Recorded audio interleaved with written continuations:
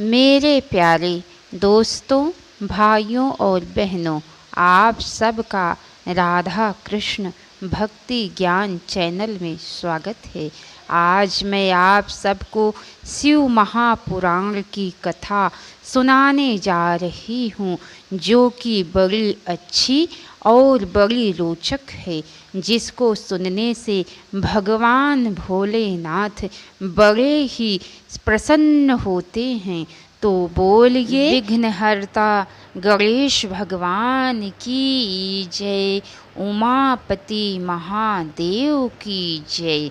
चलिए दोस्तों, आप सबको आगे की कथा सुनाती हूँ। ब्रह्मा जी ने कहा, पार्वती के वचनों से प्रभावित होकर भगवान शंकर ने हिमालय की पुत्री को अपने पास रहकर सेवा करने के लिए स्वीकार कर लिया। भगवती पार्वती शिव की सेवा में पूर्ण रूप से तत्पर हो गई तथा महायोगीश्वर भगवान शिव शीघ्र ही अपने ध्यान में निमग्न हो गए। तारकासुर का आख्यान। उसी समय महापराक्रमी तारकासुर से अत्यंत पीड़ित इंद्र आदि देवताओं तथा मुनियों ने उन रुद्र के साथ भगवती काली का काम भाव से योग कराने के लिए ब्रह्मा जी की आज्ञा से कामदेव को आदर पूर्वक वहाँ भेजा। कामदेव ने वहाँ जाकर अपने समस्त उपाय लगाए, परंतु शिव कुछ भी विक्षुब्ध नहीं हुए और उन्होंने उसे भस्म कर दिया।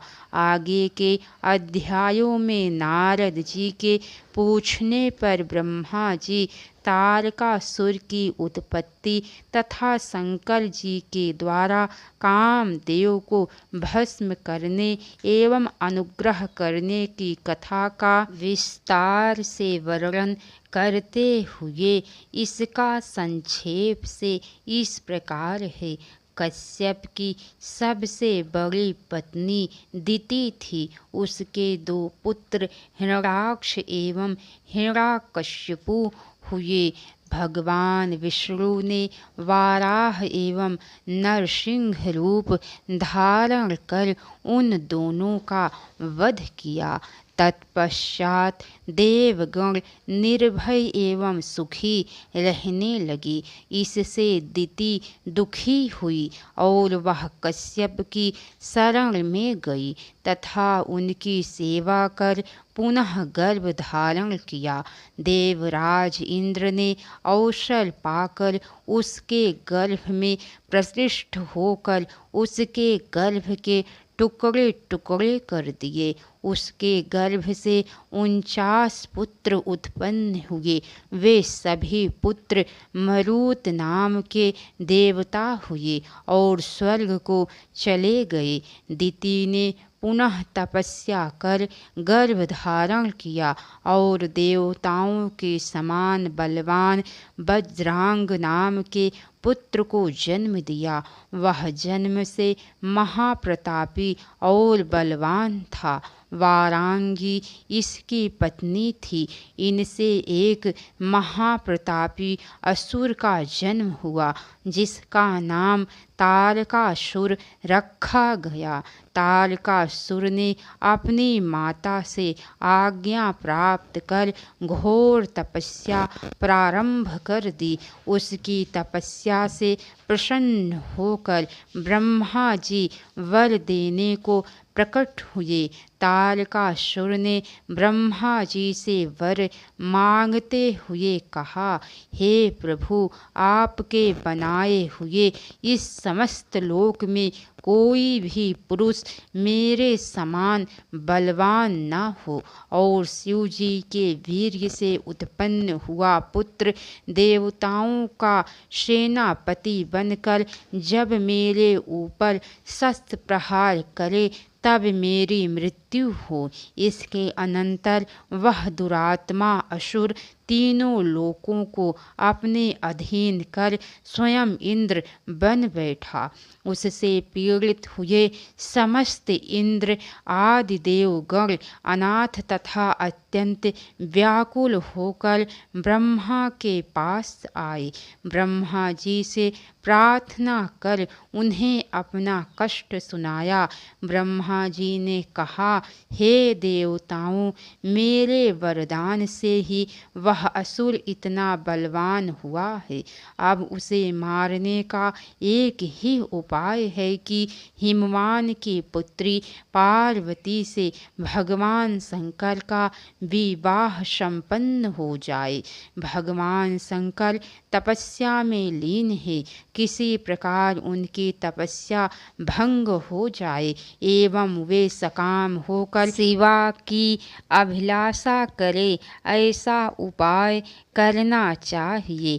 काम दहन तारकासुर से अत्यंत पीड़ित हुए इंद्र ने कामदेव का स्मरण किया तथा उससे मित्रवत निवेदन किया, हे काम, इस प्रकार का उपाय करना चाहिए जिससे कि चित्त को वश में रखने वाले शिव की अभिरुचि पार्वती में हो जाए। कामदेव ने इंद्र के वचन को स्वीकार करते हुए उन्हें पूरी तरह आश्वस्त किया। इसके अनंतर वह अपनी पत्नी रति तथा मित्र वसंत को साथ लेकर शिव जी के पास पहुंच गया। कामदेव ने भगवान शंकर पर अपने सभी अमोघ अस्त्रों का प्रयोग किया, परंतु भगवान शिव पर उसके अस्त्रों का कोई प्रभाव नहीं पड़ा और उसके ललाट के मध्य भाग में स्थित तीसरे नेत्र से क्रोधाग्नि प्रकट हुई, जिससे कामदेव जलकर भस्म हो गया।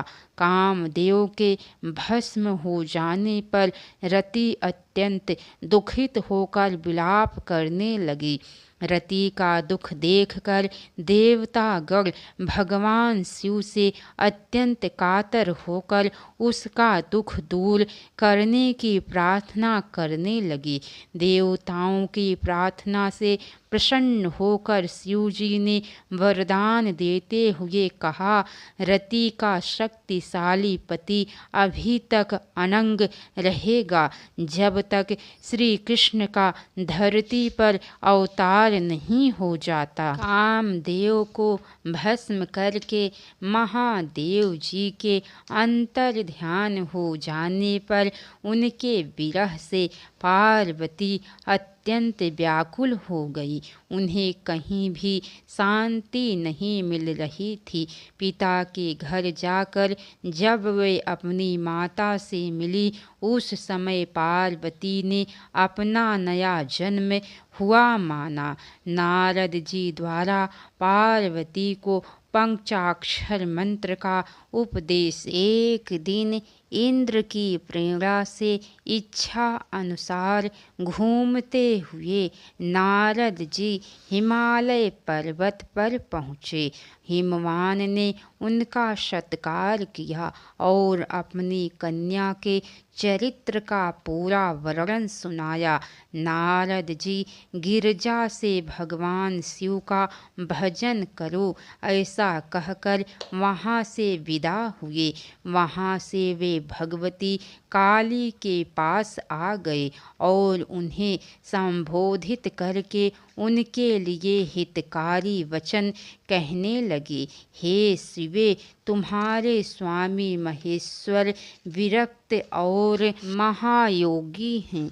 उन्होंने कामदेव को जलाकर तुम्हें साकुशल छोड़ दिया है, इसीलिए तुम उत्तम तपस्या में निरत हो चिरकाल तक महेश्वर की आराधना करो तपस्या के द्वारा संस्कार युक्त हो जाने पर रुद्रदेव तुम्हें अपनी भार्या अवश्य बनाएंगे और तुम भी कभी कल्याणकारी शंभु का परित्याग नहीं करोगी। शिवा ने नारद जी से कहा, हे मुनि, रुद्रदेव की आराधना के लिए मुझे किसी मंत्र का उपदेश कीजिए।